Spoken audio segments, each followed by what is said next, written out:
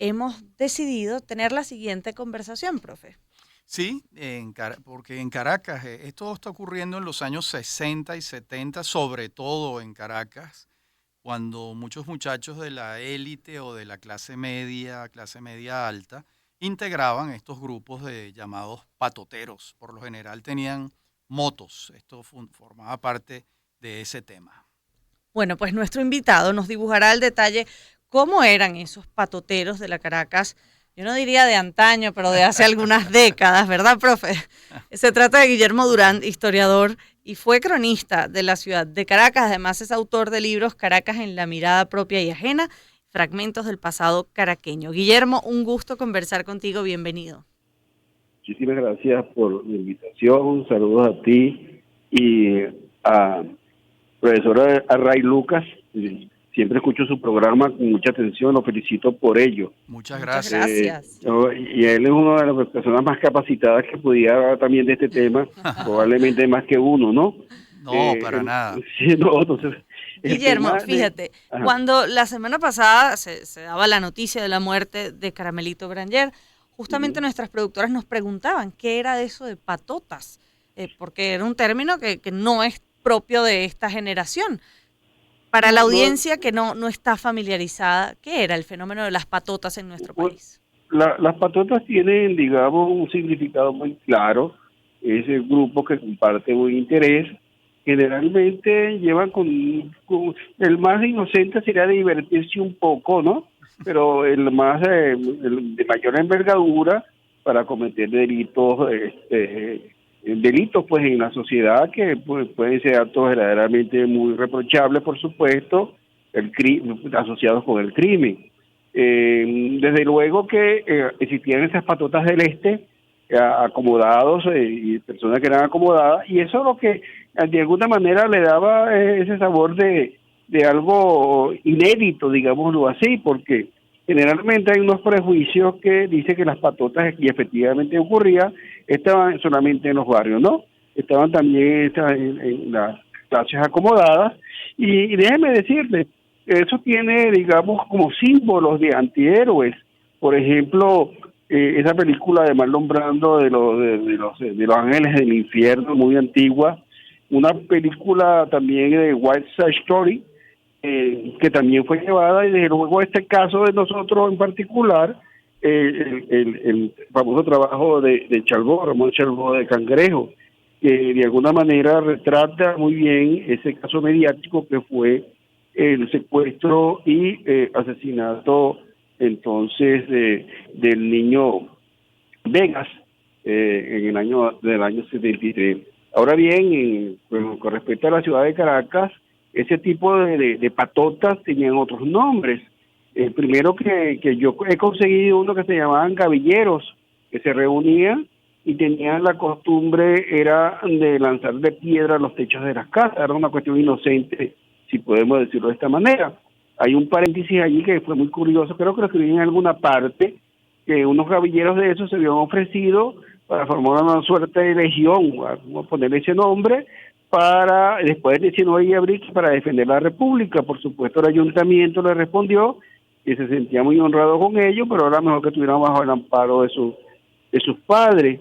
Y ya cerca del siglo XIX y principio del siglo XX, que los gavillas también, se le decía a esos grupos, no patoteros, se les decía cuerditas, que era para ir a bailar, pasar novia, en fin, hacer paseos, hasta que llegamos a tiempos más contemporáneos y más recientes, que se toma ese término, como usted dijo muy bien, que parece ser originalmente viene de la Argentina, que está puesto en sus famosos tangos, y que así pues iban a calificar Claro. tanto a este grupo de desadaptados en las urbanizaciones como también en las barriadas de Caracas.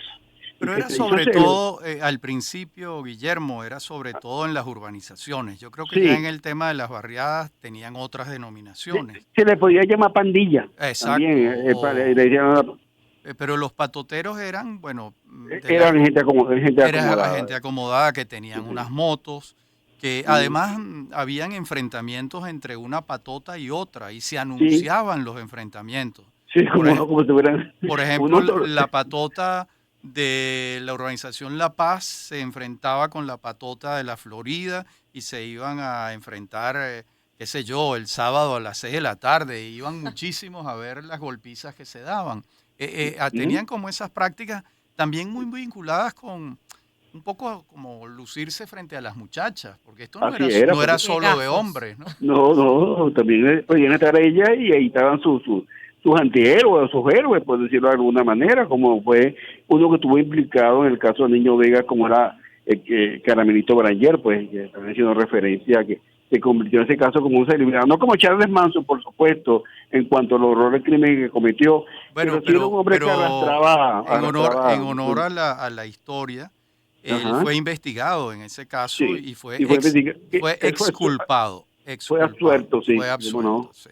Ahora, ¿cuáles eran los sitios en la ciudad de Caracas? Porque el profe hablaba de que incluso estaban asociados a las urbanizaciones y había enfrentamientos entre unos y otros, pero tenían sitios que frecuentaban, sitios en los que era típico ver a una patota. Las fuentes de soda. Por ejemplo, sí, en el oeste de la ciudad, la patota de La Paz era la más importante y se reunían en un sitio que todavía existe, que es La Tasco. Ah, yo lo conozco. Usted lo conoce, claro, sí, Guillermo. Todavía está que tiene unas hamburguesas buenísimas. Las mejores hamburguesas. Sí, así es. Bueno, ese concepto comercial que entró en la época de Marcos Pérez Jiménez, que llamó, por supuesto, para atraer la atención de la gente joven. Y allí era el lugar entonces de convocatoria donde iba todo el mundo a verse y a ser mirado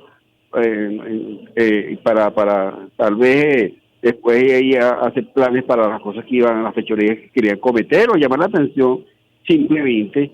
Lo que ocurre ahora fue que la cosa parece que se le fue de las manos en el caso del Niño Vega y se hizo una suerte de celebridad negativa, se hizo en la ciudad de Caracas, porque los secuestros no habían sido el secuestro hecho por patotas no era una cosa, digamos, usual. Generalmente eso ocurría con ya el crimen organizado y por supuesto la izquierda venezolana que se encargó de hacer muchos secuestros, como en el caso de Rey de la Hojalata, ¿se acuerdan? Claro, y las hijas de Renio Tolina. Se me había olvidado ese. Y el secuestro de Nijaus y de Taurel, de León Taurel también. Así es. Había otro que queda por allí que fue muy distinto, que se hizo de la misma policía, que fue el famoso caso Carmona, pero allí no están las patotas, ahí está ese crimen organizado, la corrupción. Sí, eso ya es otra cosa. Es otra cosa, pero sí tiene que verse vinculada a través del secuestro que hicieron con estos niños, la cosa se les salió de las manos, y bueno, estaban cometiendo un acto a todas luces reprochable, pero aquí lo que también es que por qué se convirtió en un caso tan mediático para la ciudad de Caracas, la cremeció, digámoslo así, y tuvo carácter inclusive nacional, porque eso fue a parar y que retrató los problemas que tenía la sociedad venezolana, la sociedad entonces de la desigualdad, la sociedad del poder, de la impunidad, todo eso destapó a través de este caso de la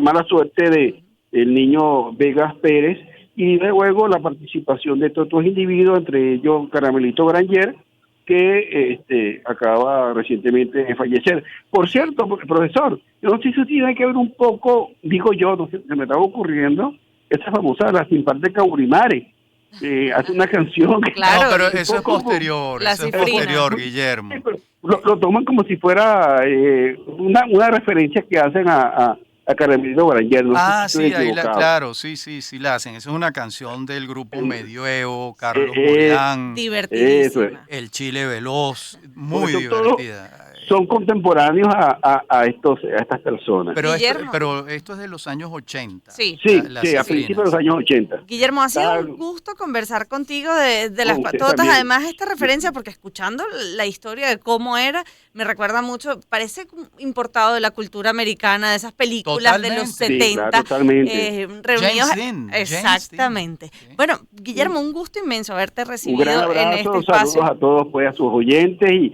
me encantó haber comenzado con ustedes. Estamos a la orden. Muchas gracias, Guillermo Durán. Y antes de irnos,